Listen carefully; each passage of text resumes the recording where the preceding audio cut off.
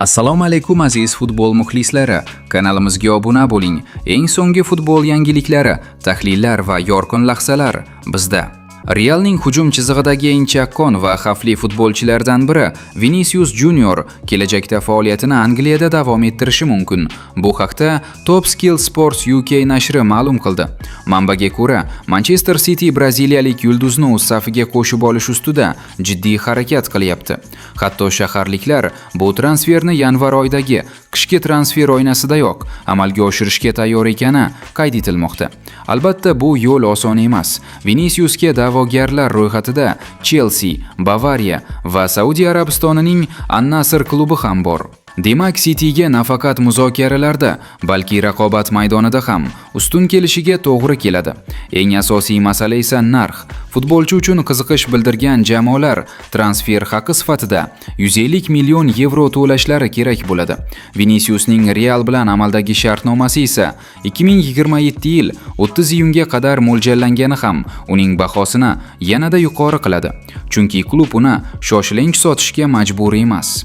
Joriy mavsumda Vinicius barcha musobaqalar doirasida 29 ta o'yinda maydonga tushib, 6 ta gol urdi va 8 ta golli uzatmani amalga oshirdi. Ya'ni u hujumda faqat yakunlovchi emas, balki jamoani tezlik bilan oldinga yetaklaydigan, sheriklariga kalit paslar bilan imkoniyat yaratib beradigan futbolchi sifatida ham ko'zga tashlanmoqda. Qisqasi, agar bu xabarlar tasdig'ini topsa, yanvar oyi haqiqiy transfer portlashiga aylanishi mumkin. Viniciusning ehtimoliy ko'chishi nafaqat Real, balki Angliya Grandi Cityning ham butun hujum modelini o'zgartirib yuboradigan katta voqea bo'ladi.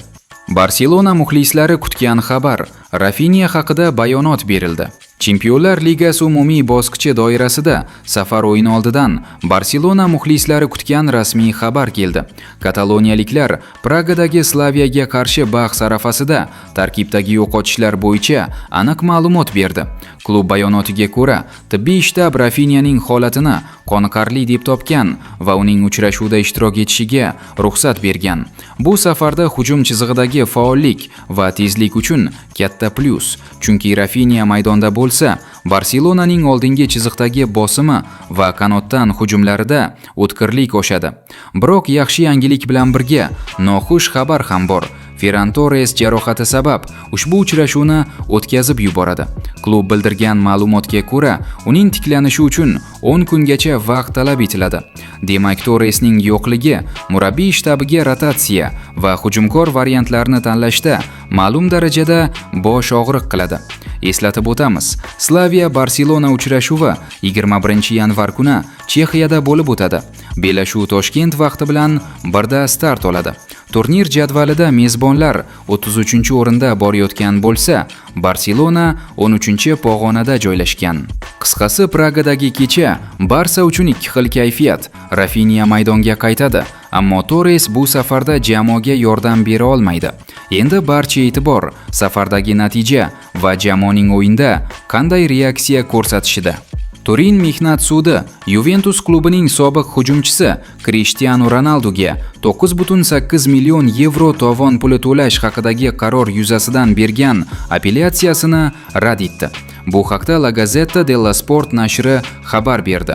Ma'lum qilinishicha, 2024 yil aprel oyida arbitraj hay'ati ko'pchilik ovoz bilan portugaliyalik futbolchining klubga nisbatan moliyaviy da'volarini qisman qanoatlantirgan va Juventusni Ronaldoga taxminan 9,8 million yevro hamda foizlarni to'lashga majbur qilgan edi. Endilikda sudya Gianluca Rabaldo Italiya klubi tomonidan kiritilgan apellyatsiyani rad etib, arbitraj hay'atining qarorini o'z kuchida qoldirdi. Ronaldo koronavirus pandemiyasi davrida klubga moliyaviy yukni yengillashtirish maqsadida Juventusda maoshining bir qismini vaqtincha kamaytirishga rozi bo'lgan. Biroq u keyinchalik ushbu mablag'lar to'liq qoplanmaganini da'vo qilgan. Dastlab futbolchi 19,6 yevro miqdorida ish haqi to'lab berilishini talab qilgan. Ma'lumot uchun, Cristiano Ronaldo 2018 dan 2021 gacha yillar davomida Juventus safida to'p surgan.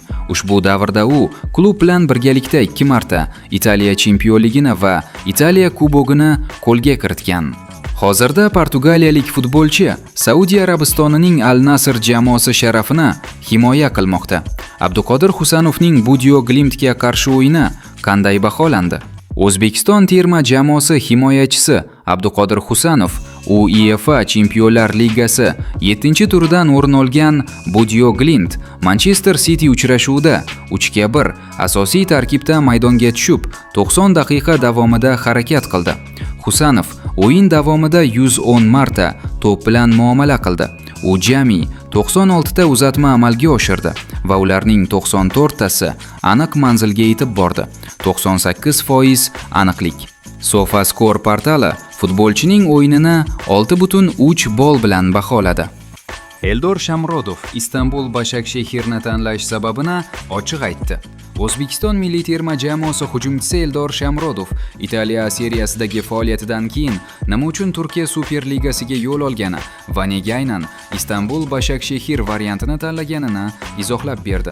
30 yoshli legionerimizning ta'kidlashicha, bu qarorning markazida bir narsa turgan: ko'proq o'yin amaliyoti va o'zini to'liq ko'rsata oladigan muhit. Eldorning aytishicha, u yangi klub tanlashda boshqalarga qarab ikkilanmagan, aksincha, aniq bir maqsad bilan harakat qilgan. Men Istanbul Başakşehirni ko'proq o'yin amaliyotiga ega bo'lish uchun tanlaganman. Murabbiylar shtabi va jamoaning o'yin uslubi menda juda katta taassurot qoldirdi. Hozir men faqat Istanbul Başakşehir haqida o'ylayapman. Ligadagi boshqa hech bir jamoa variantini ko'rib chiqmadim, dedi futbolchi. Shu bilan bugungi yangiliklar o'z yakuniga yetdi. Kanalimizga obuna bo'ling va eng so'nggi xabarlardan xabardor bo'lib turing.